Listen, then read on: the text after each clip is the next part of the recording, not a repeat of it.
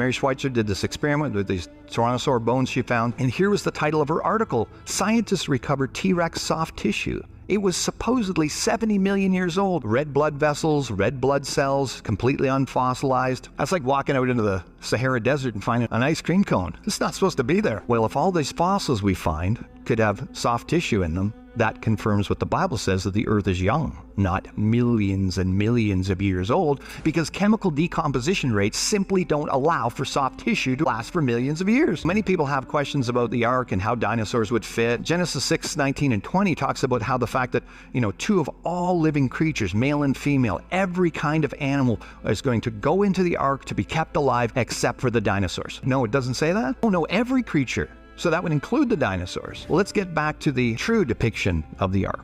483 tractor-trailer trucks could fit on board that boat. But still, people have this idea in their head, but okay, even though the boat was that big, how do you get a 70-ton titanosaur on Noah's Ark? But you have to remember, just like every creature, they didn't start off huge. Here's the largest dinosaur egg we've ever found. That thing didn't pop out of there weighing 70 tons. And by the way, the commandment was the creatures were to go on board the ark to reproduce, right, after the flood. So you're not going to take like grandma and grandpa dinosaur on board. You're going to take the young ones, the teenagers, so to speak, because they're going to be virile and be able to reproduce and so on. So the flood has great explanatory power for the fossils. Why has the account of this, if people really saw dinosaurs, because if they came on board the ark, they went off, people would have seen them. So why is this kind of faded from people's memory? Do you know there are dragon legends around the world? Do you know people groups around the world say that in their histories, people saw these huge reptilian beasts? There are so many accounts, it's hard to keep track of them all. So much so that up until 1973,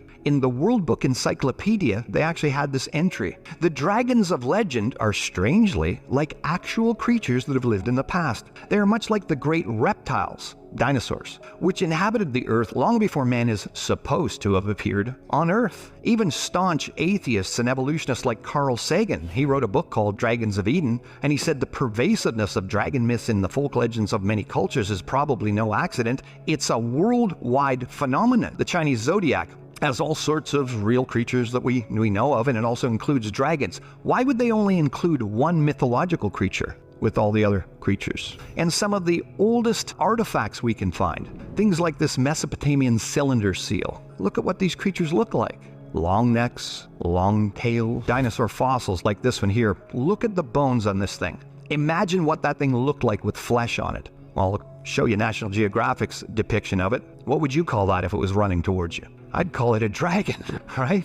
And other things like, in Cambodia, they've got this temple supposedly built about 800 years ago. See the round circles here and the carvings? Look at the creature. See his tail? See the plates on his back? See his face and his eye? They saw it. That's the most logical conclusion. When I was over in England, I didn't actually get to go to Carlisle Cathedral. Bishop Bell was buried in the floor. They did that back then. It was kind of weird. And you'll see this carpet on the floor. It's because his tomb has brass inlay around it with all these different creatures. And as people have walked on it over the years, it wears out the brass. But if you get them to pull back the carpet, you can see all the different creatures it depicts, like birds. Let's see some of the other creatures they depict. Dog, yep. Fish, yep. Oh, that's interesting, isn't it? Big long necks, big long tails. You know what's interesting too? Do you remember that Mesopotamian cylinder seal? Do you remember the way their necks were entwined? Well, that's very interesting. You know why that's so interesting? Because these two artifacts are separated chronologically in time by hundreds of years, and separated geographically by hundreds of kilometers,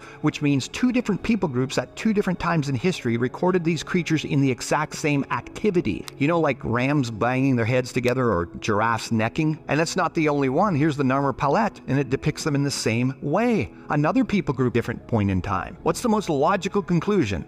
They saw them. That makes most sense. Now, why is that downplayed in the evolutionary community? Well, I don't think I could give you a better quote. This is a hostile witness, Louis Jacobs, and he's written a book about dinosaurs, and he's a skeptic, he's an atheist, he's an evolutionist, and here's what he said. Such an association, what people called dragons generically in the past actually being dinosaurs, such an association would dispel an earth with vast antiquity. The entire history of creation, including the day of rest, could be accommodated in the 7 biblical days of the Genesis myth. Evolution would be vanquished.